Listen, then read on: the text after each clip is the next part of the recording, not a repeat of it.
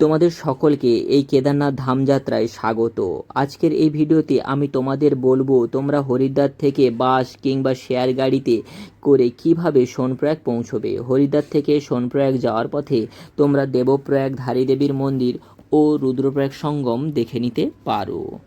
সোনপ্রয়াগে পৌঁছে ওখানে registration check হয় কোথায়, আর যদি অনলাইনে রেজিস্ট্রেশন করা না থাকে তাহলে সোনপ্রয়াগে কোথায় রেজিস্ট্রেশন করা হয়। যদি নিজের চার চাকা গাড়ি কিংবা বাইক নিয়ে আসো তাহলে সোনপ্রয়াগের পার্কিং কোথায় পাবে, আর সোনপ্রয়াগ থেকে গৌরীকুণ্ড যাওয়ার জন্য শেয়ার গাড়ি কোথায় পাওয়া যায়, আর থাকার জন্য রুম কোথায় নিলে ভালো হবে, সোনপ্রয়াগ না গৌরীকুণ্ড।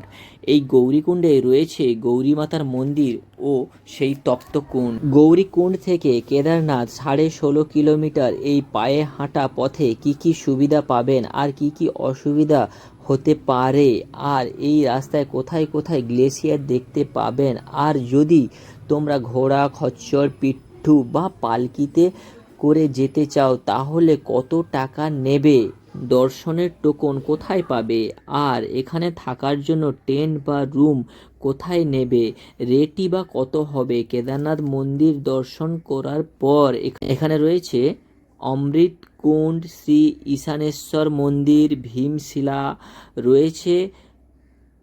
কেদারনাথ মন্দির এর প্রতিষ্ঠাতা শ্রী আদিগুরু শঙ্করাচার্যের সমাধি ও শ্রী ভৈরবনাথ মন্দির। এদের দর্শন কিভাবে করবেন, তো এই ভিডিওতে কেদারনাথ যাত্রা রিলেটেড সমস্ত তথ্য দিয়ে থাকবো।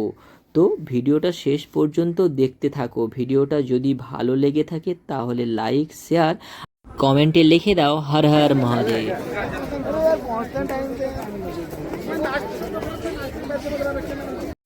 কলকাতা থেকে 1535 কিলোমিটার পথ পাড়ি দিয়ে 27 ঘন্টা ট্রেন জার্নি করে এখন এসে পৌঁছেছি হরিদ্বারে। কারণ কেদারনাথ যাওয়ার জন্য সবথেকে নিয়ারেস্ট রেলওয়ে স্টেশন হচ্ছে হরিদ্বার কিংবা ঋষিকেশ। এই দুটোর যে কোনো একটিতে তোমরা আসতে পারো। হরিদ্বার থেকে সব সময়ের জন্য বাস সার্ভিস এবং শেয়ার গাড়ি সার্ভিস খুব ভালো পাওয়া যায়। তাই হরিদ্বারে এসে সর্বপ্রথম তোমাদের কাজ হবে স্টেশন থেকে বাইরে বেরিয়ে পরের দিন সোনপ্রয়াগ যাওয়ার জন্য গাড়ি বুকিং করে নেওয়া। যদি তোমরা মনে করো বাসে যেতে অসুবিধে তাহলে তোমরা ছোট গাড়ি বুক করে নিতে পারো। স্টেশনের বাইরে প্রচুর ছোট গাড়ি রয়েছে। আর যদি আমার মতো ট্রাভেলার হও তাহলে বাস বুক করে নাও। বাস বুক করার দুটি অপশান রয়েছে, একটি রেড বাস অ্যাপ ডাউনলোড করে ওখান থেকে বাস বুক করে নিতে পারো হরিদ্বার থেকে সোনপ্রয়াগ যাওয়ার জন্য। কারণ পরের দিন ভোর 5টার সময় তোমাদের যাত্রা শুরু করতে হবে সোনপ্রয়াগ যাওয়ার উদ্দেশ্যে। এই যে বাসগুলো সব দাঁড়িয়ে রয়েছে এগুলো সব কেদারনাথ, বদ্রীনাথ যাওয়ার জন্যই সমস্ত বাস কিন্তু এগুলো দাঁড়িয়ে রয়েছে। এই বাসগুলোর টিকিট কিন্তু আগামীকাল অর্থাৎ আজকে 17ই মে, 16ই মে এই টিকিটগুলো, এই বাসের টিকিটগুলো সব বুকিং করে রেখেছিল। আর এই বাস স্ট্যান্ডটা হচ্ছে স্টেশন থেকে 2-3 নম্বর গেট থেকে বেরিয়ে ডান দিকে যে রাস্তাটা গেছে ওই রাস্তা হয়ে এলে আপনারা এই বাস স্ট্যান্ডটা দেখতে পাবেন। আর দেখতে পাবেন এরকম প্রচুর বাস দাঁড়িয়ে থাকে। আপনারা ট্রেন থেকে যখনই নামবেন নেমে প্রথমে বাসের টিকিটটা বুক করে নেবেন।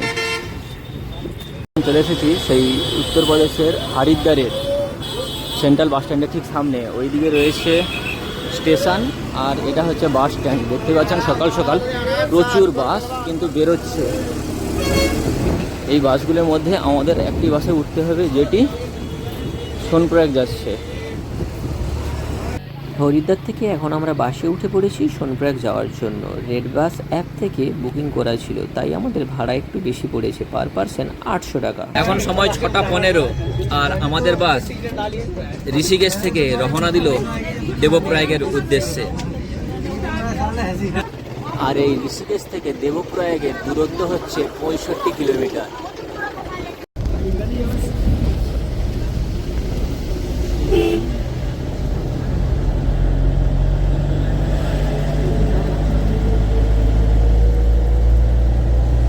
দু ঘন্টা পর বাস এখন এসে দাঁড়িয়েছে ইন্ধারাতে। আর এখানে টিফিন টিফিন করে নেওয়ার জন্য বাস দাঁড়িয়েছে। আর এই জায়গাটার নাম হচ্ছে ইলধারা। আর এখানের যে লোকেশনটা অসাধারণ। এই দেখুন, এরকম একটা লোকেশানে এরকম হোটেল রয়েছে, যেখানে সকালের টিফিন বসে বসে সমস্ত গাড়ি যাত্রীরা করছে। আর এই পথ হয়ে আমরা আবার সামনের দিকে এগিয়ে যাব। আলু পরোটা, এখানে কাবুল ছোলার ঘুগনি, আর এখানে রায়তা, আর এটা রয়েছে আদা চাটনি। আদা চাটনিটা কেমন হয়েছে? সকাল সকাল হালকা একটু টিফিন করে নিচ্ছি, কারণ আধা ঘন্টা সময় ওইখানে টিফিনের জন্য দাঁড়ানোর পর বাস আমাদের আবারও ছেড়ে এগিয়ে চলেছে সেই রুদ্রপ্রয়াগের উদ্দেশ্যে।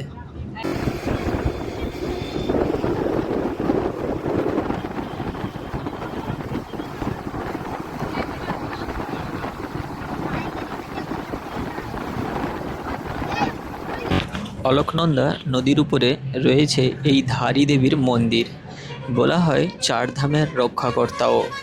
শোনা গেছিল যখন এই ধারী দেবীর মন্দিরকে এখান থেকে সরানোর ব্যবস্থা করা হয়েছিল, ঠিক তখনই কেদারনাথে সেই ভয়াবহ বাঁধ নেমে এসেছিল।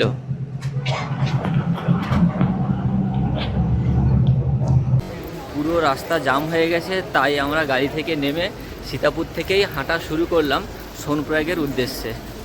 এই পুরো ছোটো গাড়িও পুরো জাম হয়ে গেছে। এই সীতাপুর থেকে সোনপ্রয়াগ পার্কিং 2 কিলোমিটার আর গৌরীকুণ্ড 6 কিলোমিটার। মিনিট হেঁটে এখন আমরা এসে পৌঁছেছি সোনপ্রয়াগে। এবার সোনপ্রয়াগ থেকে হেঁটে আমরা যাব গৌরীকুণ্ডে।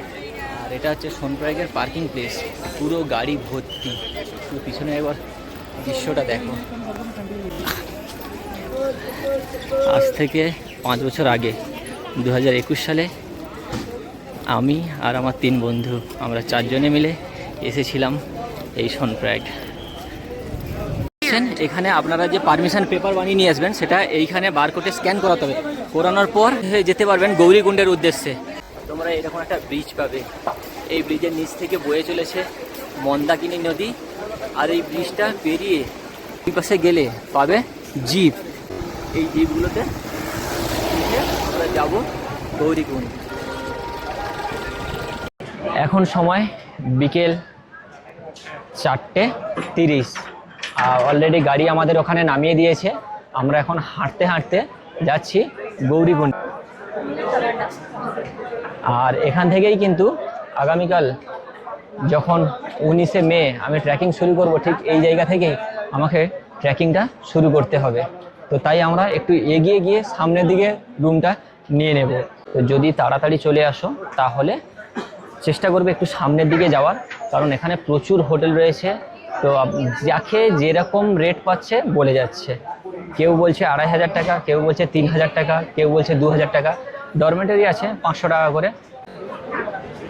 হাতে সময় থাকলে আপনারা একটু ঘুরে দেখবেন, তো অনেক কম রেটেই হোটেল পেয়ে যাবেন। নেটে অনেক জায়গায় রুমের দাম জিজ্ঞাসা করলাম, কিন্তু আমরা 2 জন থাকার জন্য রেট পোষাচ্ছিল না। তো ডরমেটরি 500 টাকা করে দিচ্ছিল, তো 2 জন আছি, তো ডরমেটরিতে 1000 টাকা দিতে হতো। তো এখানে এই যে সুনীল লজ, এই সুনীল লজ বললো যে 1000 টাকায় রুম দেবে, তো আমরা ওটাই নিচ্ছি। তো চলো তোমাদের রুমটা দেখিয়ে দিই। আর এটা ছাড়াও এখানে আরও প্রচুর হোটেল রয়েছে, আপনারা ঘুরে দেখতে পারেন। চলুন আমরা যে হোটেলটাতে আছি সেটা একবার দেখিয়ে দিই। আর এই রাস্তা দিয়ে আমাদের উপরে উঠে যেতে হবে, আর ট্রেকিং শুরু হবে ঠিক এই পথ হয়ে। তো তাই আমরা এখানেই রুমটা নিয়ে নিচ্ছি। কেদারনাথ যাত্রা করার জন্য ট্রেকিংয়ের সময় যেটি সবথেকে বেশি প্রয়োজন সেটি হচ্ছে এই লাঠি। এই লাঠি এখানে দাম 40 টাকা, 50 টাকা, যার কাছ থেকে যেরকম পাচ্ছে নিচ্ছে। তো দীপকবাবু এখন একটি লাঠি নিল। এই লাঠিটা নিয়েছে, এটা 40 টাকা রেট নিয়েছে। আর এর পাশাপাশি আপনারা এখান থেকে রেনকোটও পেয়ে যাবেন। এই রেনকোটটার প্রাইস কিতনা বললেন? 100 রুপিয়া। মানে সঙ্গে রাখবেন, আর না হলে বাড়ি থেকে নিয়ে আসবেন। আর যদি আনতে ভুলে যান তাহলে কিনে নেবেন, কারণ রাস্তায় যে কোনো মুহূর্তে বৃষ্টি হতে পারে। থেকে উঠে এলে 2-3টি লজ, একটি ওদিকে চলে গেছে, একটি এদিকে, একটি এখানে। তো আমরা আছি এই দিকে। আর এর অফিসটা রয়েছে এখানে, এই যে অফিস রয়েছে। আর এদের নির্দিষ্ট ক্লক রুমও রয়েছে। আর রাতে ডিনার করার জন্য এখানে রাতে ডিনারের ব্যবস্থাও রয়েছে। कहाँ से आ रहे हो? कहाँ से? उड़ीसा। अच्छा, हम वेस्ट बंगाल से। तुम्हारे जय जगन्नाथ हर महादेव। এখন সময় রাত্রি 8:30 আর সুনীল হোটেলের নিজস্ব যে রেস্টুরেন্ট রয়েছে সেখানেই এখন রাতে ডিনারটা করতে বসেছি। তো ডিনারে রয়েছে রুটি, সয়াবিন আলুর তরকারি, ডাল, চাটনি, থালি সিস্টেম, পেট পুরি খাওয়া দাওয়া, থালি 150 টাকা।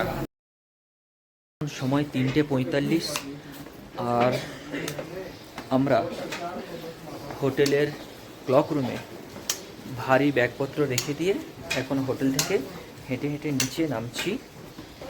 মোটামুটি তোমরা চেষ্টা করবে যত ভোর ভোর বেরানো যায়, কারণ আমরা এখন 3:45-এ বেরিয়েছি, তবুও রাস্তায় ভিড় রয়েছে।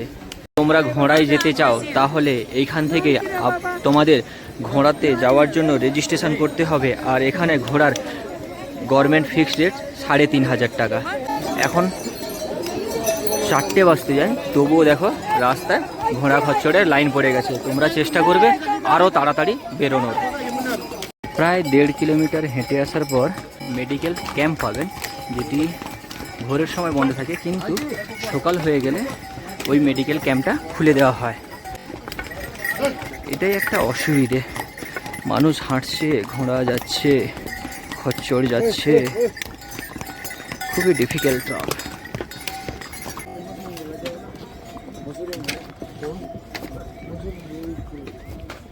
4 কিলোমিটার পথ অতিক্রমণ করে এখন এসে পৌঁছেছি জঙ্গলচট্টিতে। এই যে প্লেসটা, এইটা হচ্ছে জঙ্গলচট্টি। এখানে খাওয়ার জন্য অনেক দোকান রয়েছে। যদি সম্ভব হয় তোমরা এখানে কিছু খাওয়া দাওয়া করে নিতে পারো। খুব সুন্দর ভিউ। অন্ধকার ছিল তখন হাঁটা শুরু করেছিলাম।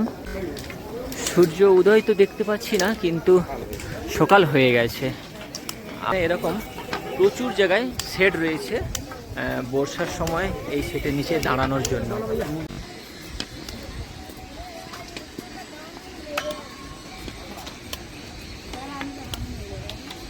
কিলোমিটার গৌরীকুণ্ড থেকে হেঁটে আসার পর এখানে এসে একটি পয়েন্ট দেখতে পেলাম। এখান থেকে কেদারনাথ আর 10.5 কিলোমিটার। আর বাকিগুলো আপনারা দেখে নিন। আর আমি এই জায়গাতে, চলো হাঁটতে হাঁটতে এগিয়ে যাই বাবা কেদারনাথের দর্শনের উদ্দেশ্যে।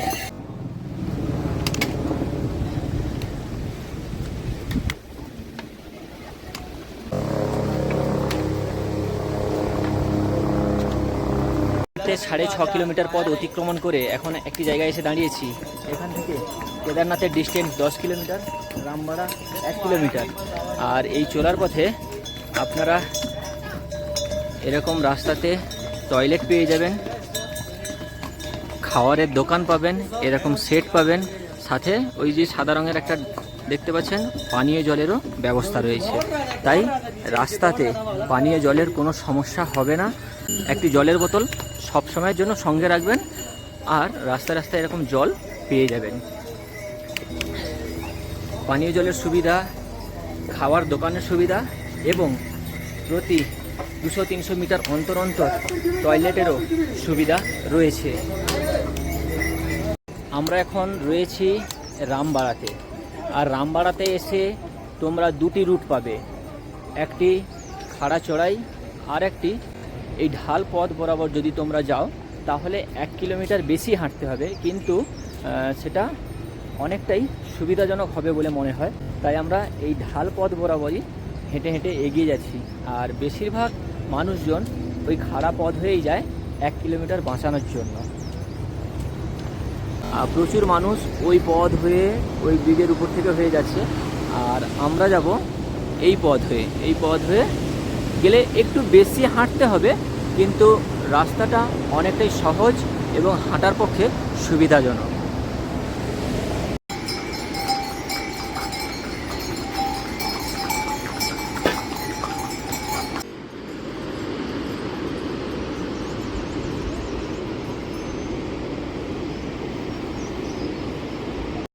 যারা ঘোড়ার পিঠে কিংবা পিঠুর পিঠে যেতে পছন্দ করেন না, তো তোমরা চাইলে পালকিতে করেও যেতে পারো, কিন্তু পালকির রেটটা অনেকটাই বেশি।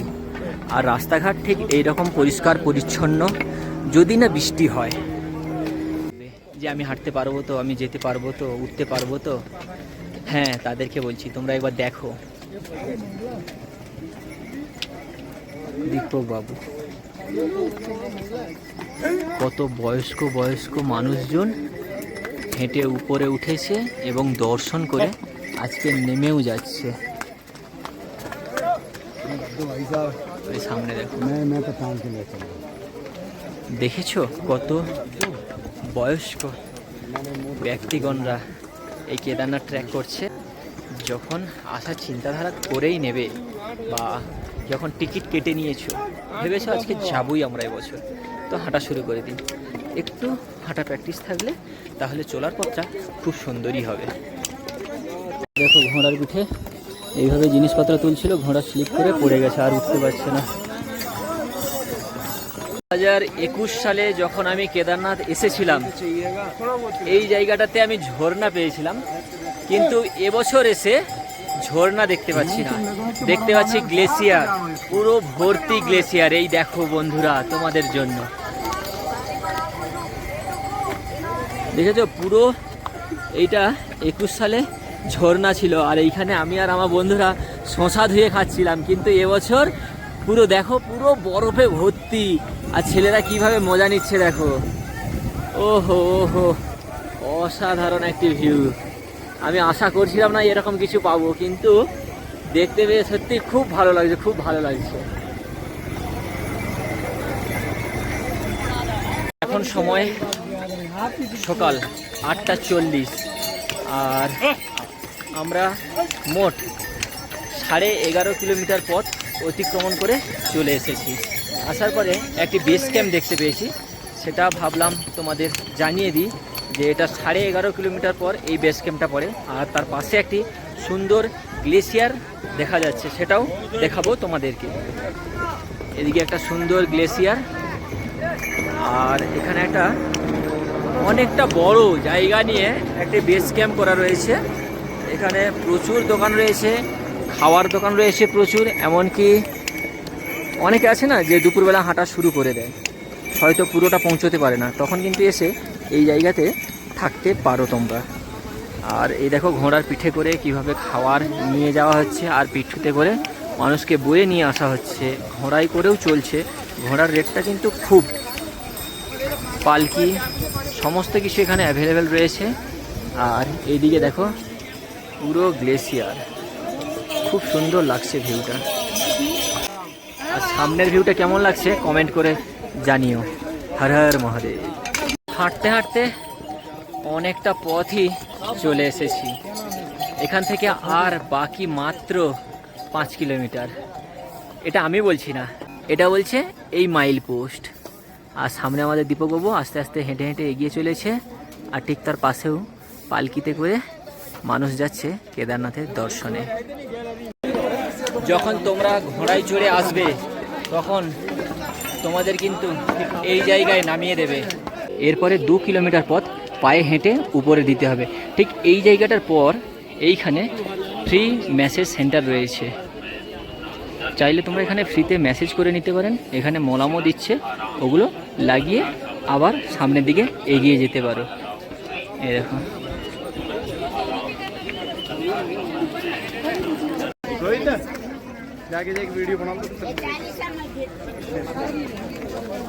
হেলিকপ্টার আসছে, এই দেখুন।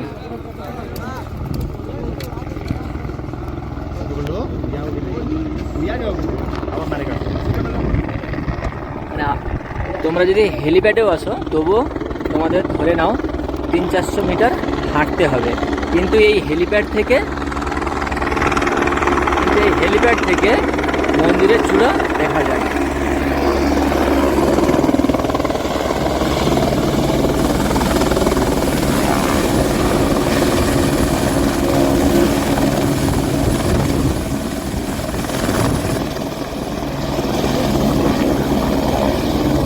হেলিকপ্টার যদি তোমরা বুকিং করতে চাও তাহলে অনলাইনে বুকিং করে আসাটাই সব থেকে ভালো হবে, কারণ এখানে এসে স্লট পাওয়া খুব কষ্টকর ব্যাপার হয়ে দাঁড়ায়।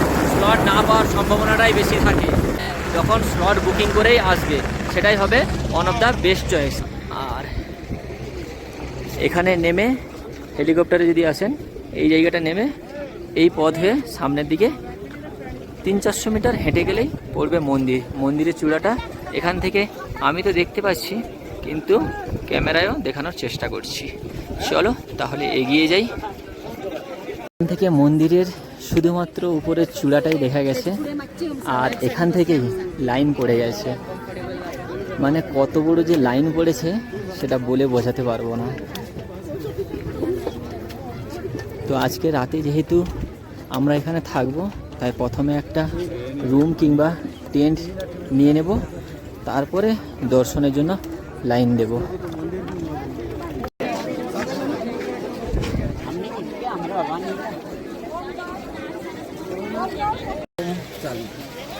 আপনাদেরকে ওমটা দেখালাম। ওই ওমটা বেরিয়ে আসার পর এখানে প্রচুর হোটেল হয়ে গেছে। এখন 2021 সালে যখন এসেছিলাম তখন এই পরিমাণ হোটেল ছিল না, কিন্তু এখন প্রচুর হোটেল হয়ে গেছে।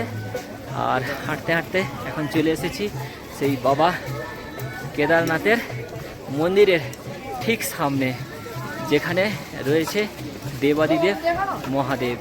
এই দেখো বন্ধুরা,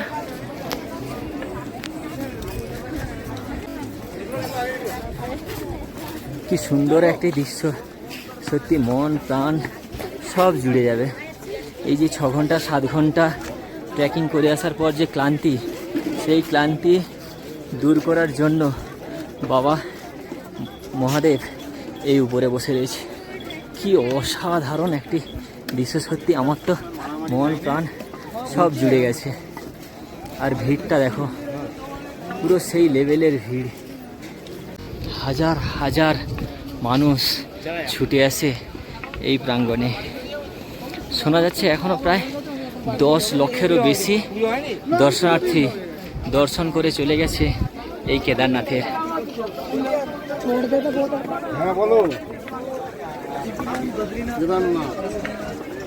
ভারতের 12টি প্রধান শিব জ্যোতির্লিঙ্গের মধ্যে কেদারনাথ অন্যতম, এবং এটি সবচেয়ে উঁচুতে অবস্থিত।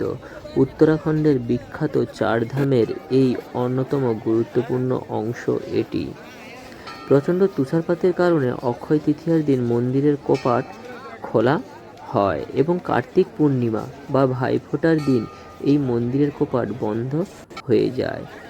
শীতের এই 6 মাস কেদারনাথের মূল উৎস মূর্তি উখিমঠ এর ওঙ্কারেশ্বর মন্দিরে এনে পুজো করা হয়।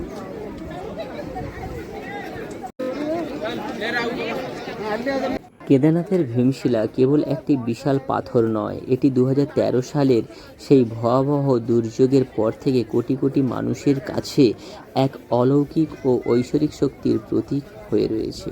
মন্দির তো দর্শন করলাম, তারপরে এখানে আশেপাশে আরও কিছু দর্শনীয় স্থান রয়েছে, সেগুলো চলুন একবার দেখিয়ে দিই।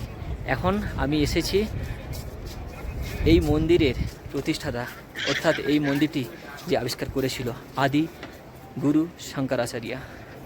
এখন ওনার দর্শনেই আমি যাচ্ছি।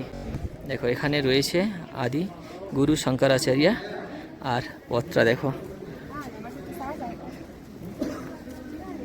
অসাধারণ সুন্দর এই করিডোর।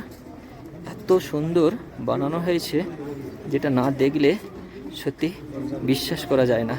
সত্যি খুবই সুন্দর একটি ভিউ।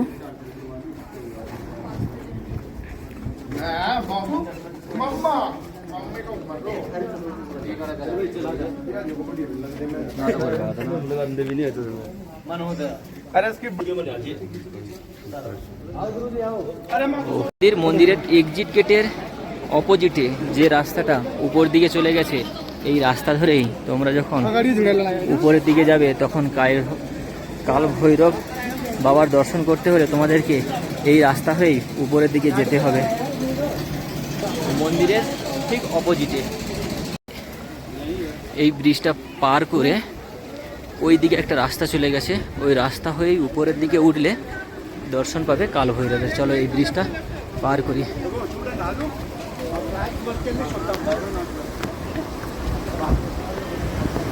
এখন যাচ্ছি বাবা কাল ভৈরবের দর্শন করতে। আর পাশ থেকে মন্দাকিনী নদী কত সুন্দরভাবে বয়ে চলেছে। মিনিট 15 হেঁটে আমি এখন চলে এসেছি কেদারনাথ মন্দির থেকে 1.5 কিলোমিটার উপরে কাল ভৈরব মন্দিরের ঠিক সামনে। এই দেখো আমার সামনেই রয়েছে সেই কাল ভৈরব। পৌরাণিক বিশ্বাস অনুযায়ী ভৈরবনাথ হল কেদারনাথের প্রধান রক্ষক। তিনি ভগবান শিবের এক উগ্র রূপ। মনে করা হয় ভৈরব বাবা স্বয়ং কেদারনাথ ধাম এবং সমগ্র উপত্যকাকে সমস্ত রকম নেতিবাচক শক্তি, অশুভ দৃষ্টি এবং প্রাকৃতিক বিপর্যয় থেকে রক্ষা করেন। সবথেকে চমকপ্রদ তথ্য হলো শীতকালে ভারী তুষারপাতের কারণে যখন কেদারনাথ মন্দিরের কপাট 6 মাসের জন্য বন্ধ হয়ে যায় এবং সমস্ত পুরোহিত ও সাধারণ মানুষ যখন নিচে নেমে আসে, তখন পুরো উপত্যকার দায়িত্ব থাকে ভৈরব বাবার উপরে। বিশ্বাস করা হয় ওই জনমানবহীন 6 মাস ভৈরব বাবাই পুরো উপত্যকাকে রক্ষা করেন।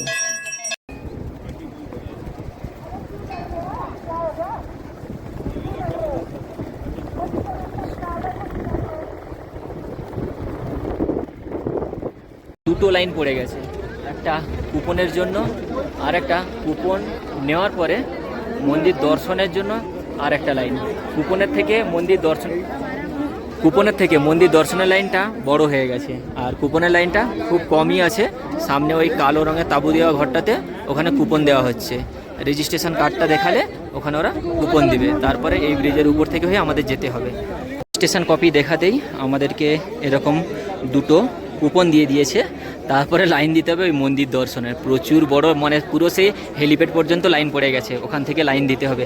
অন্যান্য দিনের তুলনায় অনেকটাই কম। মোটামুটি দর্শনের টিকিট পেয়ে গেছি, এবার চলো গিয়ে লাইন দিই। হর হর মহাদেব। থেকে কুপন নিয়ে লাইন দেওয়ার পর ঠিক এইখানে প্রত্যেকটা কুপন চেক করে করে ভেতরে ঢোকানো হচ্ছে। আর ভিড় দেখো, আজকের 19শে মে।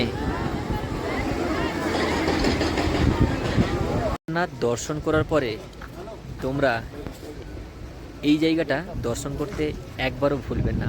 এখানে যদি ওম বলা হয় তাহলে সেই বুদবুদানি হয়, সেটাই তোমাদের আমি দেখাবো। এই ব্রিজটা ক্রস করে যখন আসবেন এই যে মন্দিরটা রয়েছে, চলো তোমাদের দেখাই।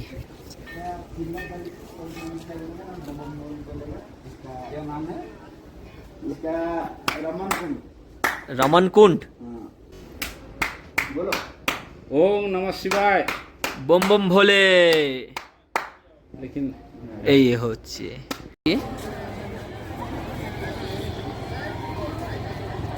সব এখানে কাল ভৈরব। এই সুন্দর করিডোরের মধ্যে থেকে আমরা আস্তে আস্তে ভেতর দিকে যাব। আর এইখানেই কুপনটা নিয়ে তারপরে এটার ভেতর থেকে হয়ে আমরা যাব মন্দির দর্শনের জন্য। সময় 7টা 25 আর আমরা লাইন দিয়েছি একদম করিডোরের মুখের সামনে থেকে। এবার দেখা যাক কত সময়ে আমরা দর্শন করি বাবা কেদারের। আর লাইনটা দেখো, এই দেখো এই সুন্দর করিডোরের মধ্যে দিয়ে আমরা লাইন দিয়ে এগিয়ে চলেছি এখন মহাদেবের দর্শনের উদ্দেশ্যে।